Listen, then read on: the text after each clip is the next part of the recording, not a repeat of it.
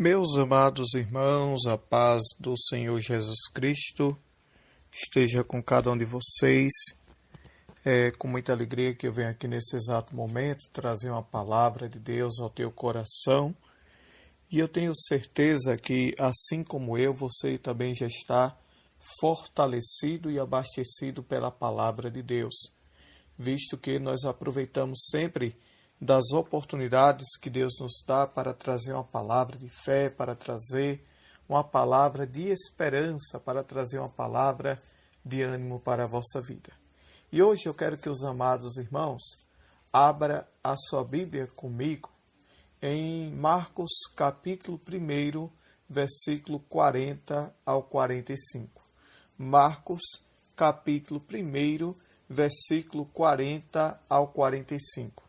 Eu não vou ler para ganharmos tempo na ministração da palavra, mas eu quero que os amados irmãos estejam aí com a sua Bíblia aberta e possam até refletir e meditar nessa passagem bíblica de Marcos, capítulo 1, versículo 40 ao 45.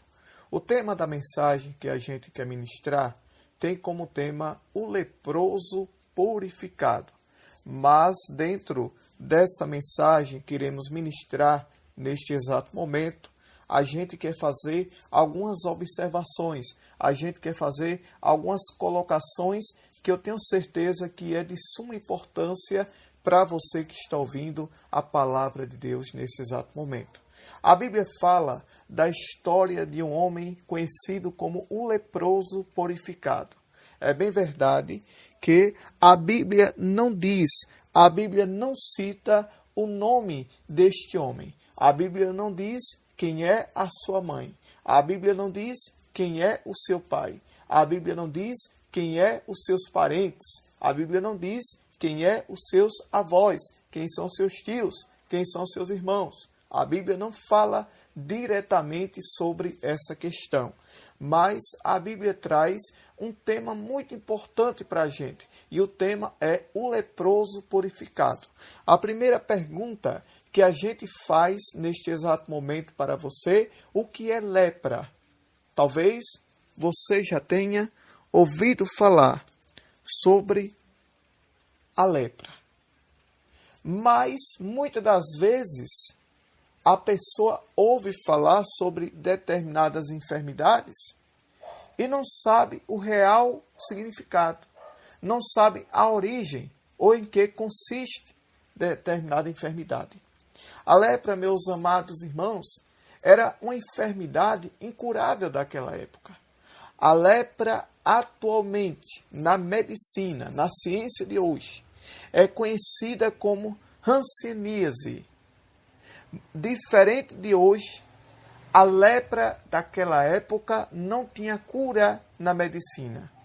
Diferente de hoje, a lepra daquela época não tinha cura na medicina humana. E todos aqueles que eram acometidos pela lepra, a Bíblia diz que eles eram afastados da sociedade. A Bíblia diz que eles eram afastados do convívio familiar. A Bíblia diz que ele era afastado do convívio social. A Bíblia diz que ele era afastado dos seus amigos e daqueles que estavam ao seu redor, porque a lepra era uma enfermidade que podia contagiar quem estivesse ao redor do leproso. Automaticamente, meus irmãos, o leproso era colocado em um leprosário, era afastado da sociedade, era afastado do convívio familiar, conforme vos falei no início. Mas este homem, ele ouve falar de um homem chamado Jesus. Este homem, ele ouve falar de um homem chamado Jesus, de um homem que ressuscitava mortos, de um homem que levantava paralítico, de um homem que fazia surdo ouvir e mudo falar. A Bíblia diz que este homem, ele ouve falar. Imagino a dificuldade que ele teve para chegar até a Cristo. Porque por onde Cristo andava, milhares e milhares de pessoas o seguiam. Eram multidões e mais multidões que arrodeava ao Mestre para ouvir os seus ensinos, para ouvir a palavra de Deus que saía da boca de Cristo Jesus. Mas esse homem propôs no seu coração algo muito importante que você deve também propor dentro do teu coração. Primeiro, ele teve fé. Ele acreditou. Segundo, ele clamou. Jesus, se o Senhor quiser, o Senhor pode me limpar. Traduzido, se o Senhor quiser, o Senhor pode me curar desta enfermidade. A Bíblia não fala, meus irmãos. A Bíblia não diz, meus irmãos, mas eu imagino aquele homem sendo afligido, aquele homem sofrendo, melhor dizendo, preconceito por ser leproso, pela enfermidade que estava no seu corpo. Ele era um ser rejeitado, ele era um ser desprezível, ele era um ser excluído da sociedade. Mas Jesus ouve. Jesus ouve e vê a situação daquele homem. E ele disse: eu quero, seja limpo. Traduzido, eu quero, seja curado desta tua enfermidade, seja curado deste teu mal. A segunda parte da mensagem, que a gente vai trazer, na medida do possível, algumas explanações para você entender essa pregação. É que após ser curado, a Bíblia diz, neste mesmo capítulo de Marcos, que eu mandei você ler, que o Senhor Jesus disse: olha, você recebeu a cura, não foi?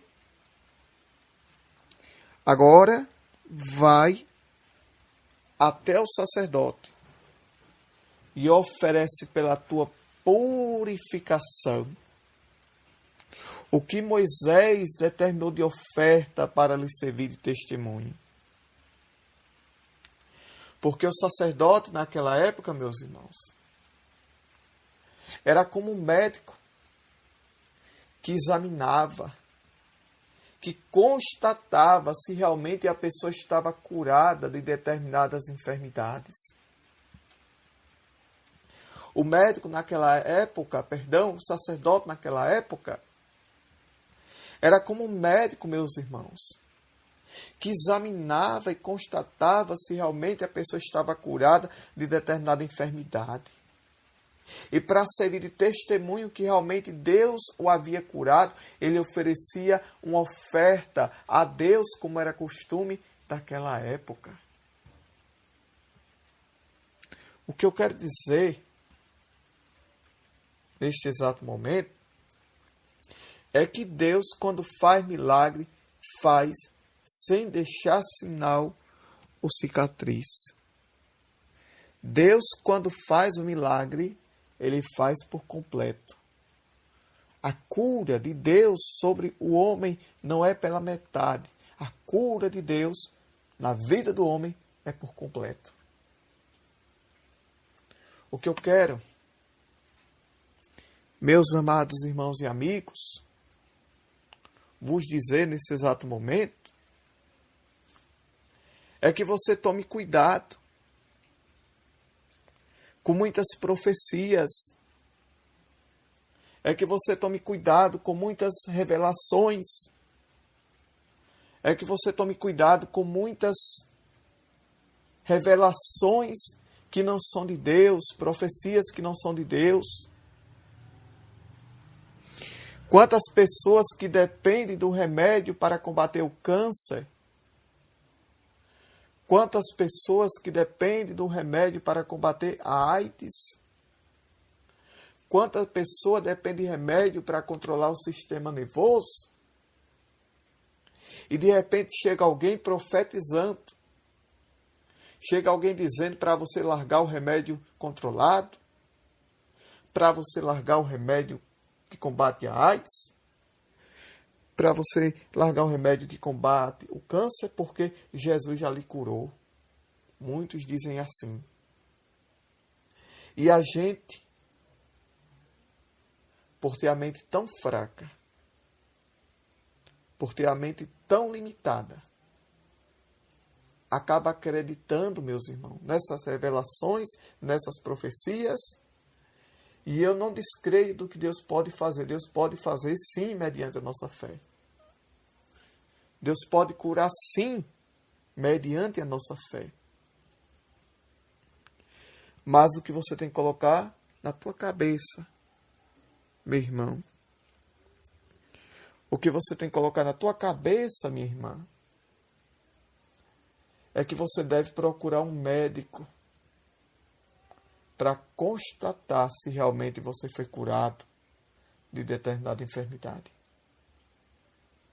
É que você deve procurar um médico, não é duvidando do milagre de Deus, não é apenas prudência e sabedoria da parte do Senhor.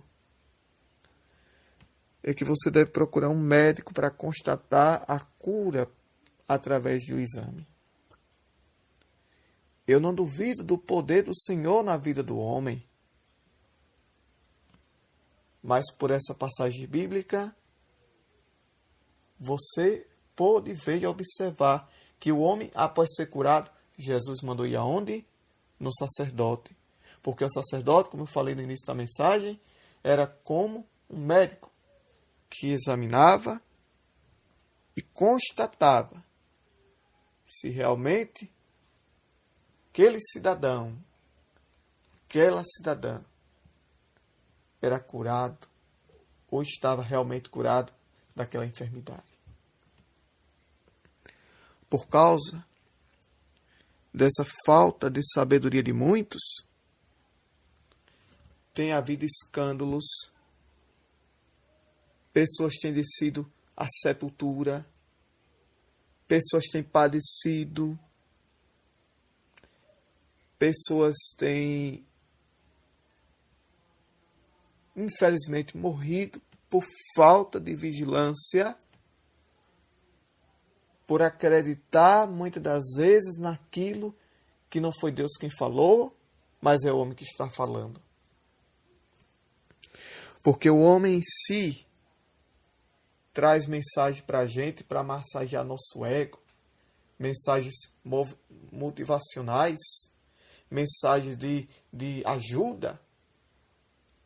Cuidado. Se você realmente recebeu um recado de Deus, procure ver se realmente foi Deus que falou com você mesmo, para não se enganar e nem se iludir, para que não receba profetadas nem revelações que não são de Deus. Essa é a palavra que eu deixo para você. E muito obrigado a todos que sempre ouvem a palavra de Deus.